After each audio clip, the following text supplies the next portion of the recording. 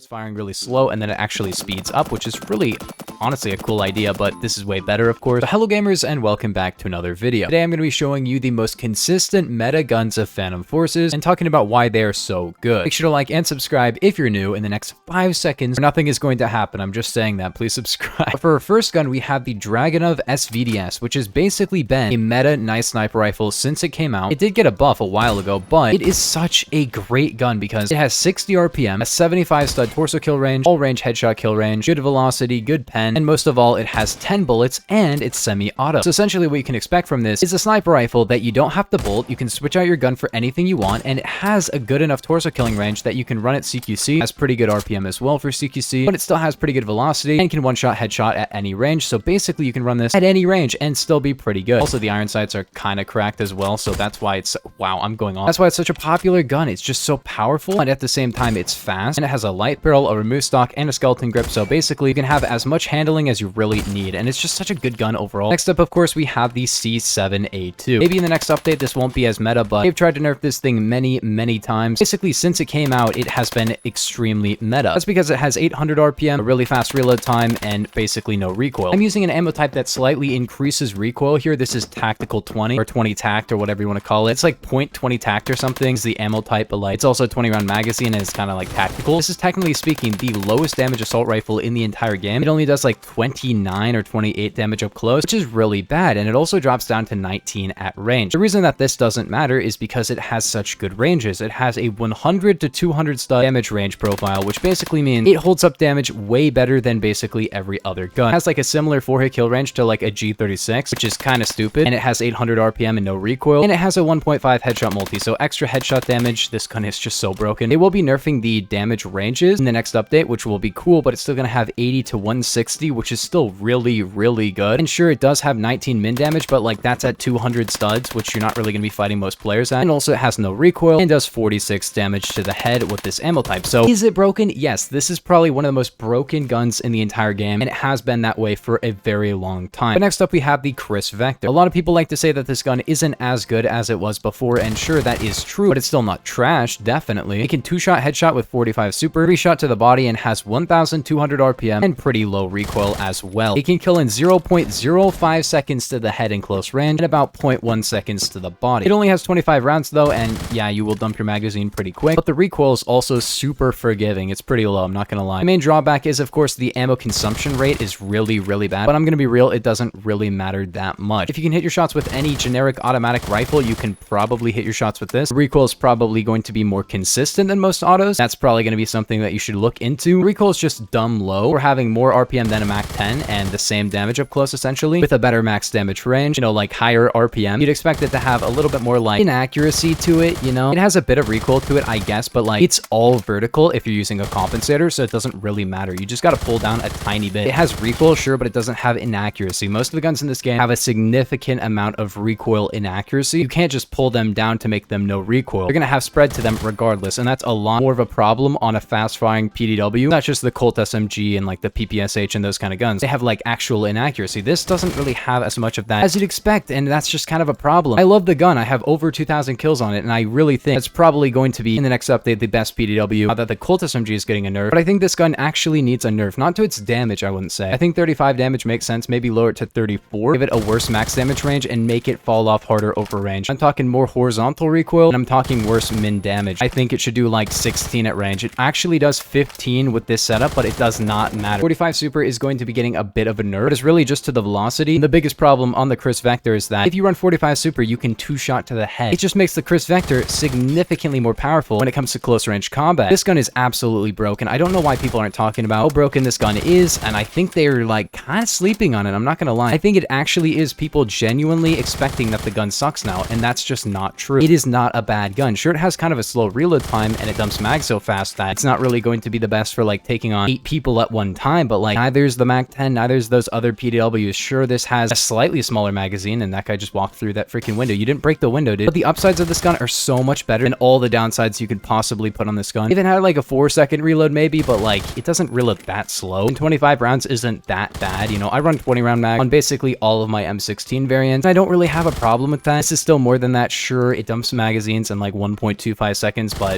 it's not really a problem to me. I'm not gonna lie. The server is dying, but I'm going 25 and 3. This gun used to be significantly better, which is insane because of how broken it is right now. But yeah, it used to be even more broken, which is kind of crazy. Next up, we have another PDW that has always been a very consistent, nice gun, but it's also kind of been in the background, I feel, because it's the MP5, and the MP5 is like a good gun. People know of it as a good gun, but I don't see that many people like actually saying this is the best gun in the game. And it might not be necessarily the best PDW, but it is probably one of the most consistent guns in the game. It has 5.56 assault rifle velocity. It has 2500. I don't know why. It doesn't really have a lot of recoil to it. It's got 800 RPM, and it can 3-shot in close range. It is kind of like a M16A3 if you think about it, with almost more consistent recoil, a little bit less damage over range, but usually you'd be using the 223 Remington attachment on the M16. At least most people will do that. But if you run 223 on the M16, it's going to be doing 19.8 min damage, so very similar, and the same hits to kill. However, this is going to have, with Plus B, extremely accurate recoil, a really good reload time, great handling, great ranges, but not like a great 3-hit kill range. But the M16A3 cannot 3-hit kill in close range, and this can. It can't kill that far with 3 hits, but it can. That's the thing about it, right? If you're in point blank range, it's going to do that. It's always nice to have that on your gun. Sure, it's not going to do that as far as something like the UMP45 or the MP510. The MP510 might have been one of the most consistent meta guns, but I don't feel like it was always in the meta, and I do feel like I like it significantly more than the MP5. I have like 300 on the MP5, and I have like over 1000 on the MP510 because I like the increased recoil and increased damage. But I still have an 8.75 KD. This is an extremely consistent great gun that really doesn't have a massive downside to it. Sure, it doesn't have the best 3-hit kill range or the best min damage, but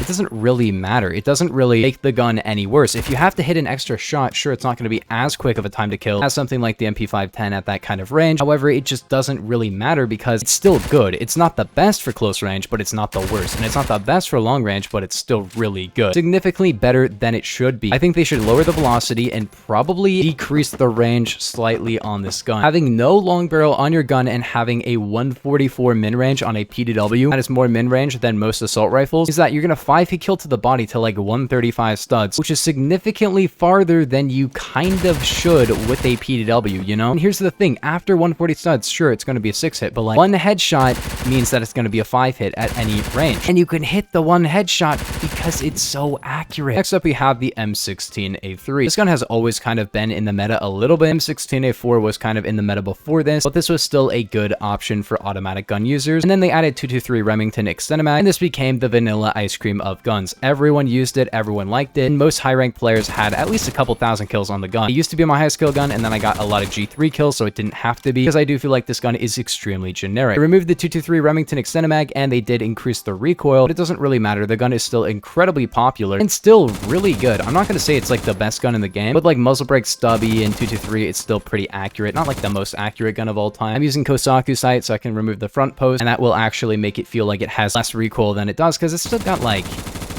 some recoil to it. It's mostly vertical with the setup, and that's what the setup is kind of for, is kind of just removing all horizontal and then making it so I can just pull down and then not miss at all. As you can see here, 145 stud min range. That is only one more than the MP5 without the long barrel, and the MP5 has a long barrel to have like over 200. Next up, we have an LMG that was a little bit left in the dust, but never bad ever, and that's the RPK-74. This was actually a pretty popular gun for a while, then it became a little bit less used, but still pretty popular and still really meta, and then they nerfed like the Scar Hammer and whatever, and I was like, guys, this is probably the best LMG, maybe the best gun in the entire game. And then Romanian grip got buffed, and then this became the best gun in most people's opinion, because it can 2-shot headshot to like 80 studs, 3-shot body to like 90 studs, 5-shot at any range, has really high velocity, a 45 round magazine, and very low recoil. And this is actually after like 3 nerfs to the gun. It's going to be getting another nerf pretty soon, but it's still really good. Maybe still the best gun in the entire game overall. I'm not a super huge fan of the gun. I think it's an alright gun, definitely very accurate and stuff, but I'm not like a huge LMG user or anything. anything, but yeah, if I wanted to like kill everyone in like 1 second, then I'd probably use this. I used to do 24 min, which basically meant you could 4-hit kill with 1 headshot at any range, and hitting headshots wasn't really too difficult. And they realized that was a little bit broken and removed that, luckily, but it's still a great gun. I still recommend it a lot. It does 21 min, which is still a 5-hit kill all ranges, but at least it's less than the AK-74, because the RPK-74 was kind of just a big AK-74. It could 2-shot to the head and it did more damage, and it was just better. It had a bigger magazine and lower recoil. But luckily, they're making it so like LMG variants aren't necessarily just going to be a direct upgrade. This is still better than the AK-74 by a long shot, but at least it's not like super